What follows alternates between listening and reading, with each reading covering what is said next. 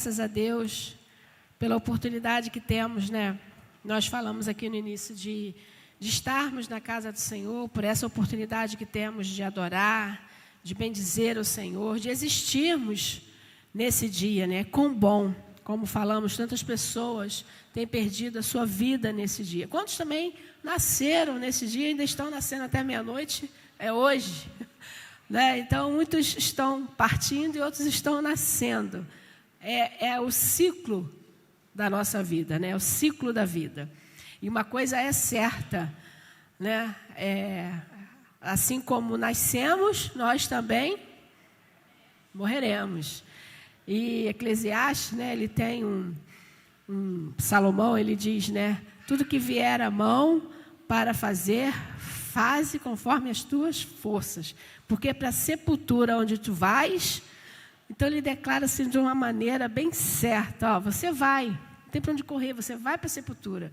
Então aquilo que vem para você fazer, né, aquilo que vier à tua mão, aquilo que está diante de você, faz com as suas forças, né, com todo o seu vigor, com todo o seu empenho, faz o melhor.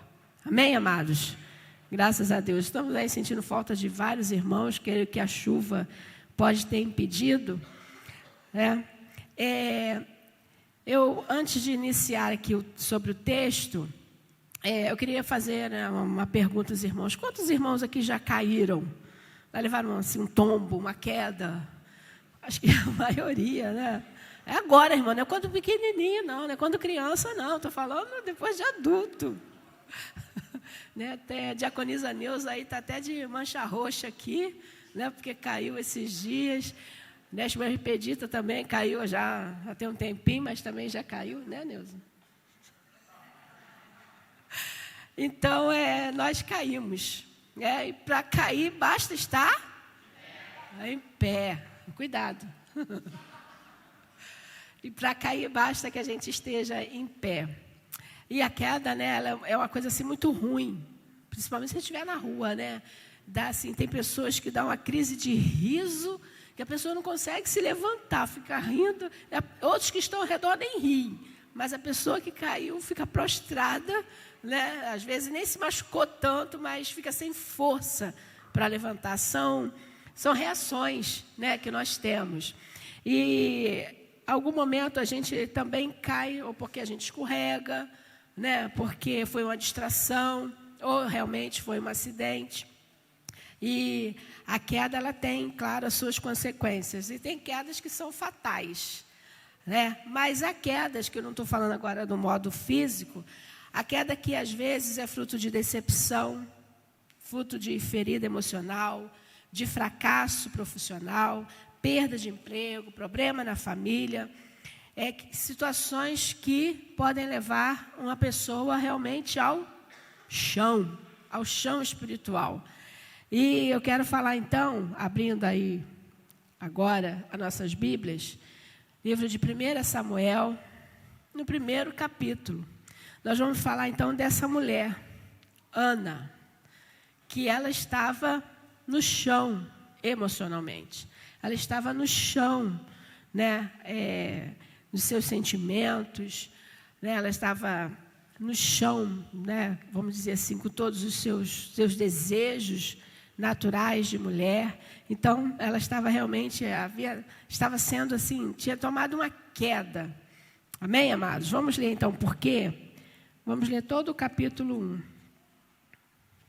Diz assim: houve um homem de Ramataim, Zofim, da região da montanhosa de Efraim, cujo nome era Eucana, filho de Jorão, filho de Eliú, filho de Tou, filho de Zufi, efraimita.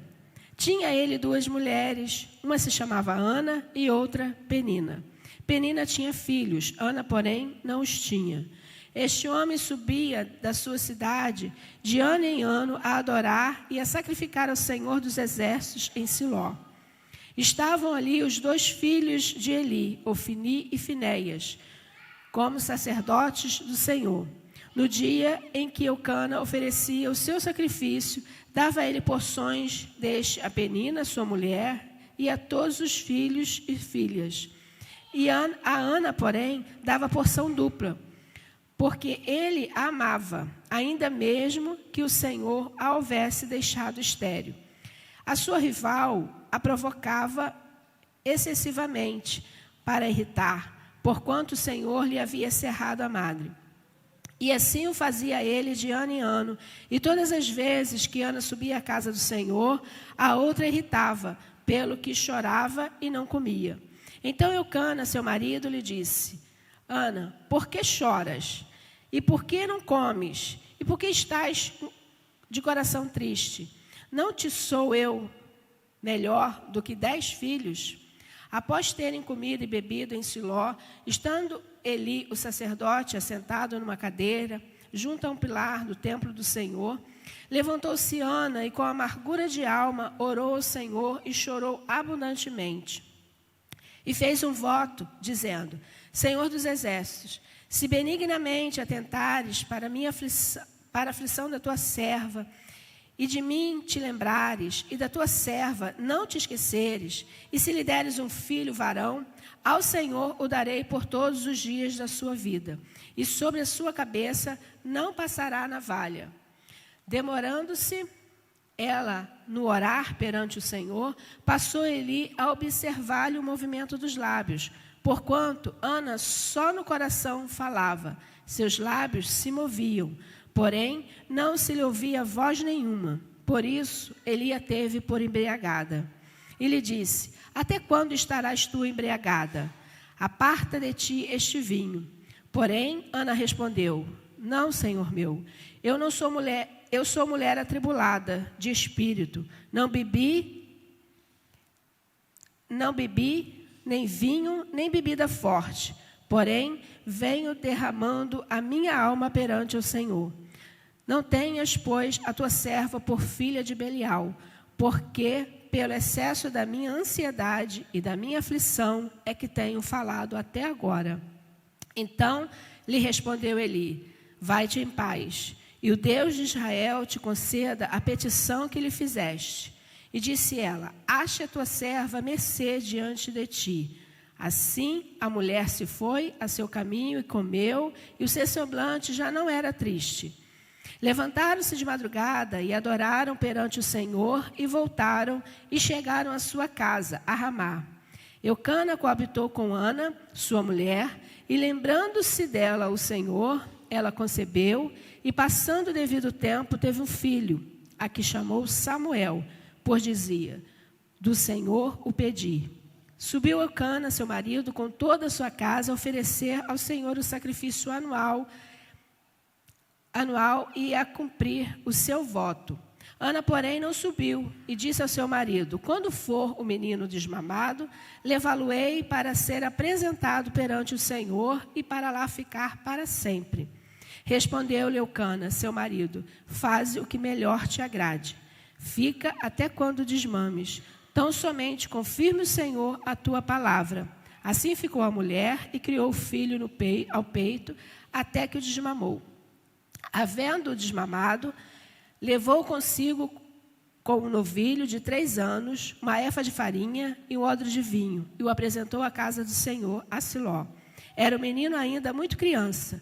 Imolaram o novilho e trouxeram o menino a Eli. E disse ela: Ah, meu Senhor, tão certo como vives, eu sou aquela mulher que aqui esteve contigo orando ao Senhor. Por este menino orava eu, e o Senhor me concedeu a petição que lhe fizera. Pelo que também o trago como devolvido ao Senhor, por todos os dias que viver, pois do Senhor o pedi, e eles o adoraram ali ao Senhor. Amém? Até aqui, né? Lemos o capítulo todo. Mas a história já está toda relatada aqui, e Ana, né, o seu significado é graça, compaixão. E ela viveu nesse período dos juízes, né? E essa mulher, ela foi privada, como diz o texto, privada da sua alegria de ser mãe. Ela foi privada porque, diz o texto, Deus cerrou a sua madre. E quando nós lemos aqui, né, Deus fez isso, né, Deus a cerrou, Deus, né, não permitiu que ela desse à luz, mas essa mulher, mesmo sendo assim, uma permissão de Deus, uma vontade de Deus, algo que Deus tinha feito, ela não se contentou. Ela não se contentou, ela tinha assim, um desejo além, né, daquilo que ela almejava, porque diz o texto aqui que ela era angustiada pela sua rival, pela outra esposa, né, do seu marido. Isso mostra, né, o quanto ela estava angustiada, que depois a gente vai ver aqui no texto, o quanto ela estava angustiada. Mas uma coisa, né, algumas coisas a gente vai ver aqui que eu quero chamar a atenção sobre a postura dessa mulher. Ela não se deixou levar pela atitude, né, ela teve uma atitude, assim, uma postura que não se deixou abater. Amém? Ela não se deixou abater por aquilo que a mulher falava, por aquilo que ela caluniava. Lá em Provérbios 24:10, diz assim: se te mostrares frouxo no dia da angústia, a tua força será pequena. E é como o apóstolo Paulo diz: quando eu penso que sou fraco, eu sou forte. Pergunta para o irmão que está ao teu lado: onde está a tua força? Não é como Sansão, não, né, que perdeu a sua força. Mas onde está a sua força? Né? Onde você tem colocado a sua força? Essa mulher era uma mulher cheia de problemas, mas ela resolveu entregar os seus problemas diante de Deus. A rival a importunava, a rival, né, como diz o verso 6, excessivamente, por ela não ter filhos. E embora, né, a sua vida, a sua postura, embora o seu marido mesmo, diz aqui o texto, que ele, por que você está chorando? Né? Por que você está triste? Por que você não come? Cadê os maridos? Ele não teve assim um tato, né, para entender a sua esposa, né? Ele dava porção a mais, né? Ele fazia coisas a mais pela sua esposa, ele amava a sua esposa, a Ana, mas no momento de entender aquilo que se passava no seu interior, aqueles questionamentos, aquela aflição, ele não teve essa sensibilidade espiritual. Amém? Então, ela não se deixou levar por aquilo que estava acontecendo com ela. E nós precisamos também olhar para a nossa vida e saber, será que eu estou sendo, no momento, será que eu estou desorientado por alguma situação? Será que eu estou, em algum momento, deixando que os problemas, que a dor seja maior do que eu olhar para Deus? Como o casal aqui, eles iam de ano em ano oferecer sacrifícios. Nós estamos aqui de domingo a domingo, não estamos oferecendo sacrifício, mas estamos adorando o Senhor, Rei dos Reis, Senhor das nossas vidas. Amém? E como tem sido, então, a nossa postura diante desse Deus? Será que a gente tem feito como Ana? E ela teve esses importunadores, essas pessoas, né, que iriam embarrear ela no meio do caminho, tal qual essa mulher. Amém? Essa mulher, ela estava, né, tirando toda a alegria de Ana, tirando todo o prazer de Ana.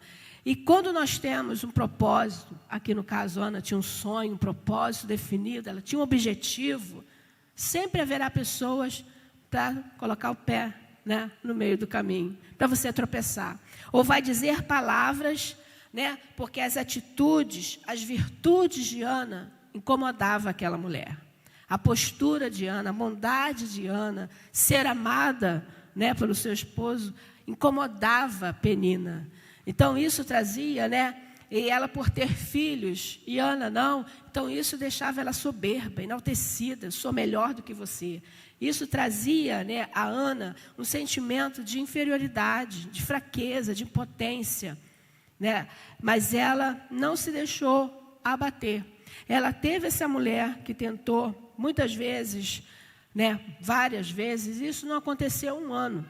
Todas as vezes, diz o texto, nós lemos, todas as vezes que eles subiam, quer dizer, não foi um ano, não foi 2 anos, foram vários anos que essa mulher era atormentada pela concubina, ou pela outra mulher do seu marido, porque era Era aceitável. Amém, amados? Naquele período era aceitável.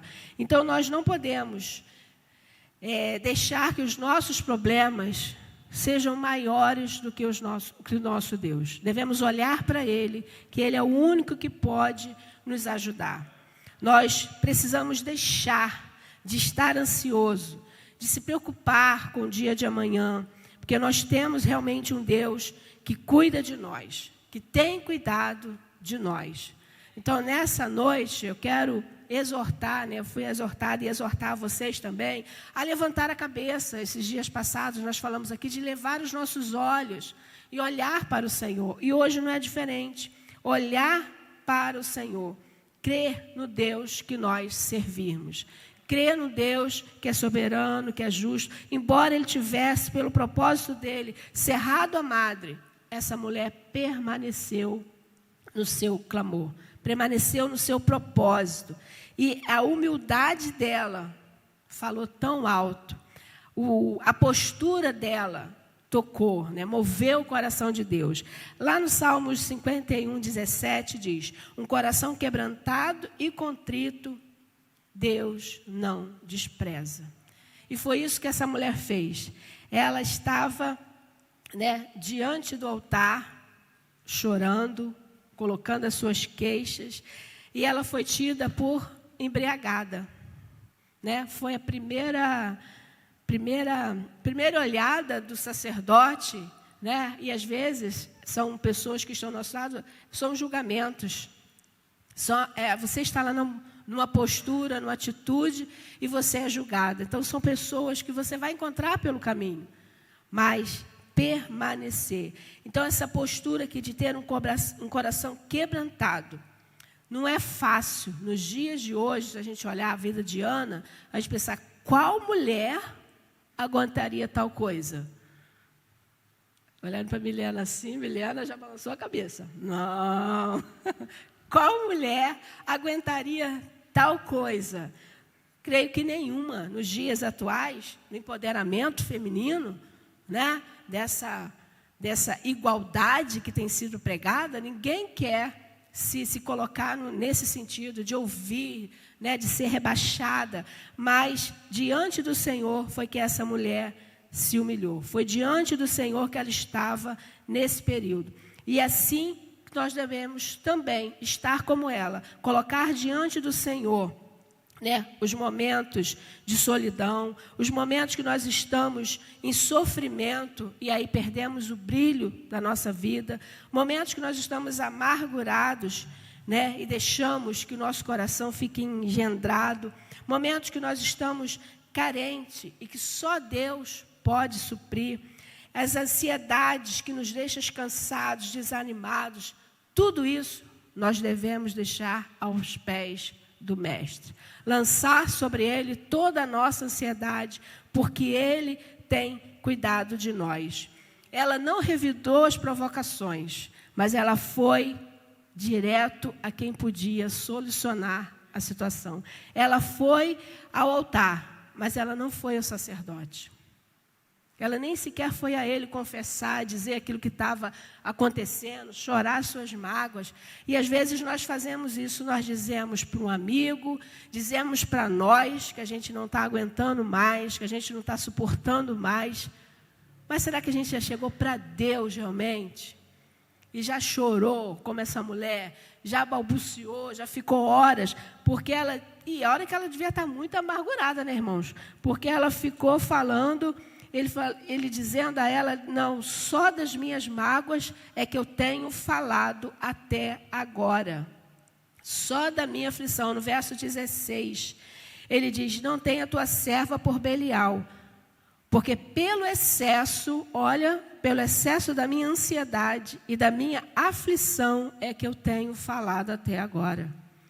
Pelo excesso do mal que ela estava vivendo, da dor na sua alma, do sentimento que ela estava vivendo, ela estava falando até agora. Muitas vezes nós vamos aos pés do Senhor e falamos por pouco tempo. E aquela mulher ficou ali, bom período. Então eu quero encorajar você, fique diante do Senhor. Fique um bom período diante do Senhor. Fale para o Senhor. Você não está aguentando? Fale para Ele. Né? Às vezes, acho que não estou suportando mais, não estou aguentando mais. Mas já falamos para o Senhor que nós não estamos aguentando mais. Há um texto, eu creio que é Isaías, né? E antigamente eles tinham essa postura de rasgar suas vestes no pó, colocava, né, se vestia de saco e cinza, em sentido de humilhação, de quebrantamento, né, de se descer, né, de tirar suas roupas tão pomposas e dizer que realmente eram carentes da manifestação de Deus.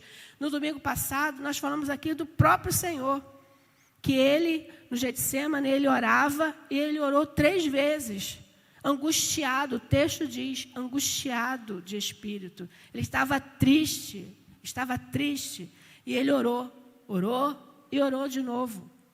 Amém? Então, nós temos que ter essa postura, estar diante do nosso Deus. Eu não sei que atitudes os irmãos ou nós temos tomado, mas é bom olhar para a vida dessa mulher, essa postura. É engraçado que no Velho Testamento, a mulher, né, não era nem contada, mas aqui relata a postura dessa mulher, a atitude dessa mulher.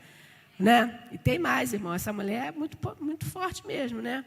Essa mulher, ela foi uma mulher de propósito. Aí a gente pergunta, o que é propósito? Propósito é ter ideia e intenção de fazer alguma coisa. Então, quando ela foi orar, quando ela estava, né, diante, né, ela teve uma ideia. Ela teve, né, uma atitude assim, de tomar, né, diante daquilo que ela estava angustiada. E situações extremas pedem, né, no caso, atitudes extremas. E essa mulher aqui fez algo bem extremo, realmente. Não é isso? E eu pergunto, o que você está fazendo para mudar a situação? Qual o seu propósito diante de Deus? Já que propósito é ter ideia e intenção de fazer alguma coisa. Mas, pelo contrário, quando a gente lê propósito, a gente quer entender o propósito de Deus para a minha vida. Você do Ministério de Louvor, você do Ministério de Crianças, quero chegar a ser, né, um diácono na casa de Deus. Qual o propósito de Deus para a minha vida? Mas qual o teu propósito? Qual a tua intenção de fazer alguma coisa? Né? Qual a tua ideia de fazer alguma coisa? Porque Deus não chama ninguém desocupado, amém? Ninguém dormindo, amém? Ele chama aqueles que estão bem ocupados mesmo, bem atarefados, bem angustiados. E essa mulher marcou a história, amém? Essa mulher, pela atitude dela, ela marcou a história. Lá no verso 11, nos diz então, né, o extremo que ela chegou. Ela fez um voto. Senhor dos exércitos, se benignamente atentares para a minha aflição, a pressão da tua serva, e de mim te lembrares, e da tua serva não te esqueceres, e lhes deres um filho varão, ao Senhor o darei por todos os dias da sua vida, e sobre a sua cabeça não passará navalha. Ela sabia o que ela queria. Pergunta para o irmão que está ao teu lado, você sabe o que você quer? Você sabe onde você quer chegar, pelo menos? Você sabe o que você quer? Né? É importante saber o que nós queremos. Nesse voto, então, ela teve essa intenção. Né?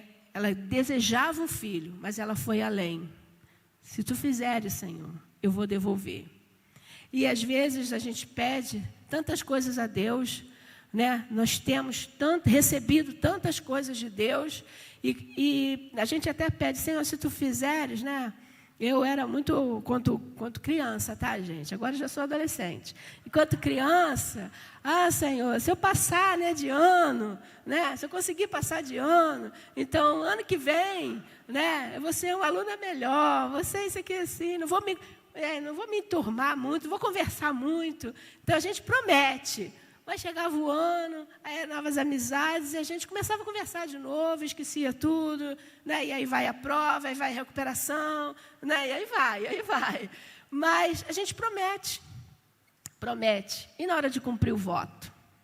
Na hora de cumprir o voto que foi feito, né? Nós queremos, né, propósito, queremos receber, mas na hora de cumprir, na hora de honrar, né, na hora de você recebe R$100, você dá R$10 como obediência ao Senhor, como o seu dízimo, mas quando você recebe 10 mil, 20 mil, né, 10 mil, 20 mil, abençoa, Senhor, a vida dos teus irmãos, né, 100, quando você recebe, quanto mais então também você precisa devolver, honrar ao Senhor. Mas aí é mais que vai sair, então aquilo se torna meio que pesado. Poderia fazer isso, né? Poderia fazer aquilo outro. E aí a gente começa a não cumprir mais os nossos votos, a não honrar mais, né, a nossa palavra. Essa mulher, ela teve, né, essa postura, esse voto diante de Deus. E no momento que ele nasceu, ela teve a oportunidade de ficar com ele durante um período, né, o período da amamentação. E depois, então, eles continuaram. Ela foi devolver o seu filho. E aqui nós vemos, então, que nós precisamos ter essa vida de atitude, seja no meio da sociedade, no meio da igreja, no meio familiar, no meio dos negócios, né? Nós precisamos ter essa vida de objetivo. Quais são os nossos objetivos, os nossos alvos? Qual é o nosso propósito diante de Deus? Nós precisamos, e há muitas igrejas, né, que vivem assim uma vida de propósito, de alcançar, alcançou e vai para o próximo. E a gente deve sempre estar vivendo assim mesmo, irmão. Nós não podemos parar. Conseguimos até aqui, a gente vai mais adiante, a gente vai mais adiante. Nós não podemos parar. Amém? Amém. Graças a Deus por isso. A chuva deixou os irmãos assim meio cansados, né? Mas tudo bem. Então, a gente vê lá em Hebreus 11 que a fé é crer naquilo que nós não estamos vendo, naquilo que nós ainda não esperamos, naquilo que nós esperamos, mas ainda não recebemos. E essa mulher, ela orou dessa forma, ela creu. E quando eles saíram, né, depois que o sacerdote abençoou, ela comeu e já não era mais triste o seu semblante. Mas antes de voltarem, levantaram, no verso 19, levantaram-se de madrugada e adoraram ao Senhor. Antes deles voltarem, né, para Siló, antes, né, deles se conhecerem, deles, né, do esposo, né, coabitar, eles adoraram ao Senhor. Depois que ela fez o voto, depois que ela se rendeu, ela já praticamente estava agradecendo por aquilo que ela ia receber. A importância da adoração. Nós oramos, é a nossa oração, né, a oração de intercessória, a oração de gratidão, a oração de clamor. Há vários tipos de oração, mas nós nunca devemos esquecer dessa oração de gratidão a Deus, de esse reconhecimento que Deus pode todas as coisas. Amém? Se ela tivesse olhado os obstáculos pela idade, por Deus ter cerrado a sua madre, né, por tantas coisas, ela não ia nem sequer fazer essa oração.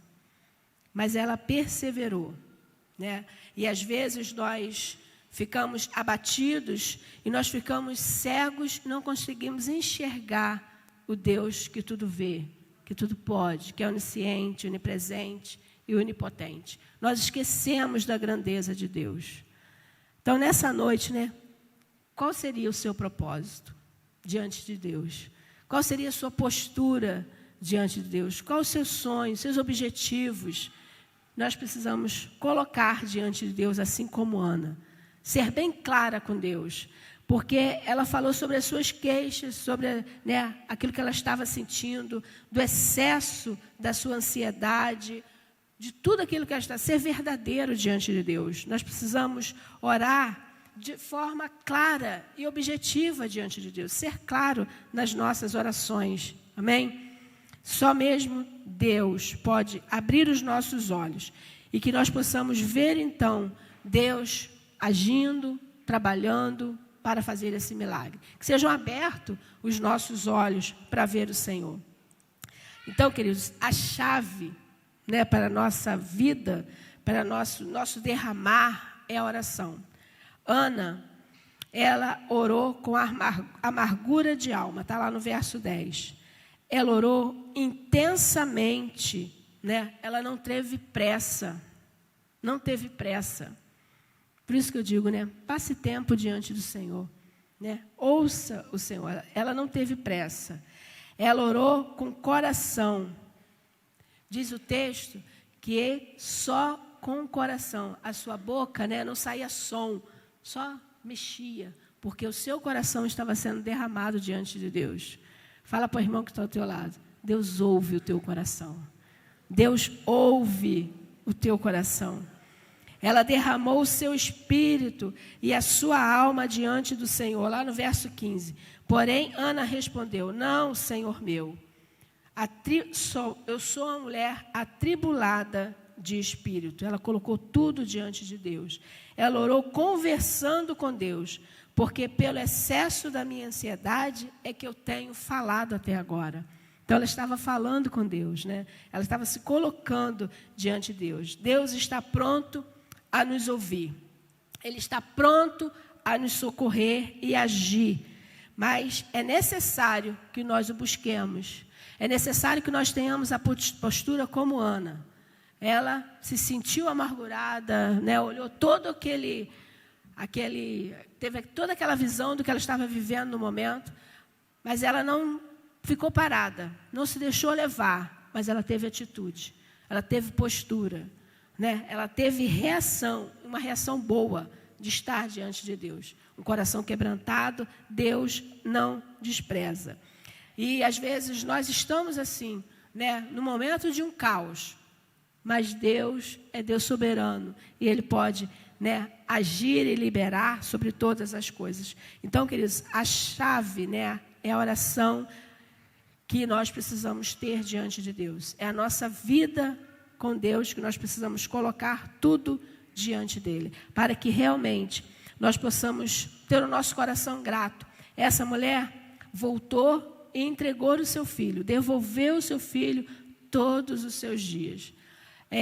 Creio que no momento que ela estava vivendo, no momento dela ser mãe, no momento de criar, acho que muitos teriam dado para trás, né? Não, vou ficar aqui agora, não vou levar não. Deus entende, né? Deus vai entender, sou mãe, Ele me abençoou, mas ela foi firme no seu propósito, foi firme na sua decisão. Então, queridos, quando nós votarmos ao Senhor, quando nós fizermos, né, colocar as nossas ideias, a nossa postura diante de Deus, vamos, então, lembrar que Deus é o Deus que tudo vê, é o Deus que tudo sonda, é o Deus que age no sobrenatural, no impossível, coisas que o marido dela nem sequer imaginava, né? Que Deus, ele honrava a Deus, ia entregar sacrifício, subia para entregar sacrifício, honrava, adorava, mas não chegou junto para orar, né? Aqui diz o texto que ela estava orando, não diz que o marido estava orando junto. Mas diz que ela estava se derramando diante de Deus. E às vezes nós estamos angustiadas. Mas eu queria que a Lívia orasse comigo. Queria que a Gislane fizesse o voto junto comigo. Né? Vamos entrar nesse propósito junto? Querido, faz o propósito você. Né? A angústia não está inquietando. Faz o voto, faz uma proposta. Né? Tem essa ideia, essa atitude. Né? Tem essa postura diante de Deus. Muitas vezes nós queremos, mas não queremos fazer sozinhos. Queremos o outro, um companheiro. Há momentos, sim, que é necessário ter companheiros. Outros não. Então, que nós possamos ter sabedoria, né? Ter a direção para saber o momento certo de ter alguém e de momento certo que nós precisamos agir, né? Estar diante de Deus, a sós, para que Ele realmente abra o mar, para que o impossível de Deus, o sobrenatural de Deus, aconteça nas nossas vidas. Amém?